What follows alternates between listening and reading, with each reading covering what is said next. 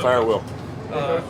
You have the. Hey, since we've seen Shedeur Sanders in a non-contact jersey, could you give us any sort of an update on where he is in the rehab? It's above my pay grade. You're going to have to say, hey, coach. Yeah, we're in a good spot there. You have the in-helmet communication this year, which Yep. is obviously something you're very familiar with. For sure. One, what is the advantage of that for you guys? And two, who is going to wear their green dot for you? We'll play around with it. You know, it's a great advantage for us. It's a little bit more my comfort zone, as you mentioned. You know, defensively, do I think that when you're getting no huddle spread, it's going to work perfect every time? No. You still have to signal yes. But it's a great tool for us, and candidly, it's a great tool to talk to the guys on the field. So we'll rotate it. You know, you can have conversations. I am probably guilty of talking too much. You know, at times they'll be like, leave me alone, let me go play ball. But we'll play with it. You know, everybody will have it at some point. So once we have to make that decision, you know, kind of bi-weekly, it won't be the first time that they're hearing me.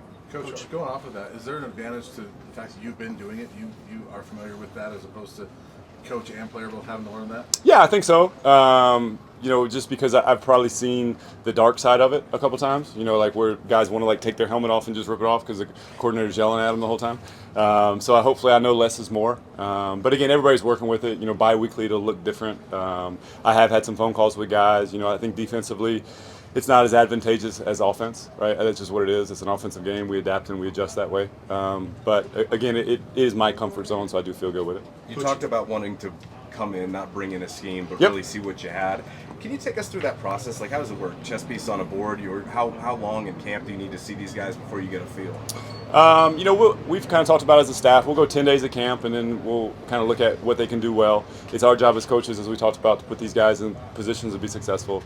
I think in any industry, right, the cardinal sin, my biggest pet peeve is when people say what somebody can't do. You know, let's look at what they can do, right? We're fortunate we only have X amount of scholarship players, X amount of walk-ons. If somebody's dynamic at one thing, well, then here's a novel idea. Let's get them doing that, right? And let's kind of build around that. We've talked about it in the past. There's 6 or 7 guys that are shooters, right? They're our best players, so we'll get them shots and then kind of adapt and adjust around that. How tough is that to balance both, you know, tailoring a defense that's suited for your talent, but keeping things simple for them as well?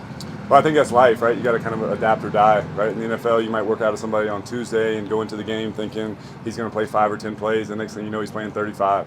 Top 5 human being in the world, Mike Thomas, played for us in Cincinnati, signed with the Dolphins on a Tuesday, played 35 plays in the game versus Tom Brady, picked him off, and they won the game. So it's our job as coaches to get these guys ready, whether they're a 1, a 2, or a 3. And then, you know, all things considered, if everybody's healthy, let's put the best 11 on the field. It gives us the best chance to win. You're talking with TJ McKinney and Preston Hodge, and they said this is one of the best secondaries. Yeah. When you're looking at the secondary, what do you see? Yeah, I think we're deep. I think there are guys here that are backups that could be starters other places.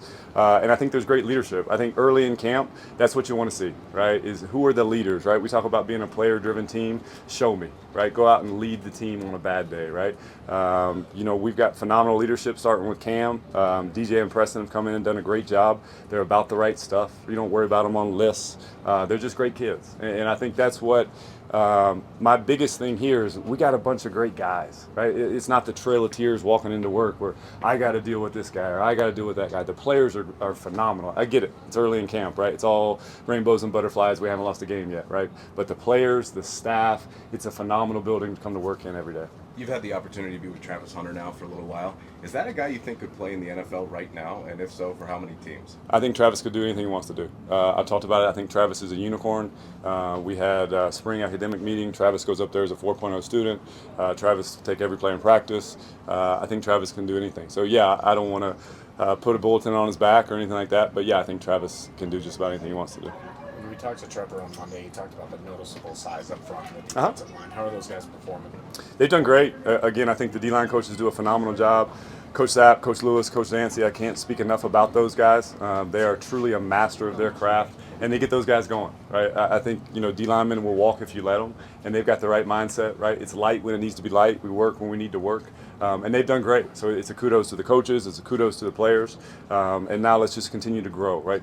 Stack days on top of each other, and we'll get to where we want to go. North Dakota State is right around the corner. Yep. What is your overall sense of this group and their excitement level to put in the work and get game ready? Our team? Yes. Yeah, no, I think we're chomping at the bit. Again, it's the third day of camp, right? It's rainbows and butterflies. It is what it is. But I know when I look in the eyeballs of the guys that we have, that they kind of still feel last year, right? So again, that's always it. I mean, last year is done. It is what it is. but they want to prove who they can be, right? So I've seen it from the time I got here. I thought the strength staff structured a phenomenal winter conditioning program, right? I thought spring ball was great. Summers players are by themselves. I'm getting calls about how hard they're working, right? I'm getting pictures of them meeting by themselves. I mean, that doesn't happen everywhere. Again, that's a testament to the culture from the top down, right? Starting with the head coach and working all the way down to me, to the players, to everybody else. So that's really who this building is. So we're very excited. Yes, sir. From your side of the field, what's it been like going up against this offense every day?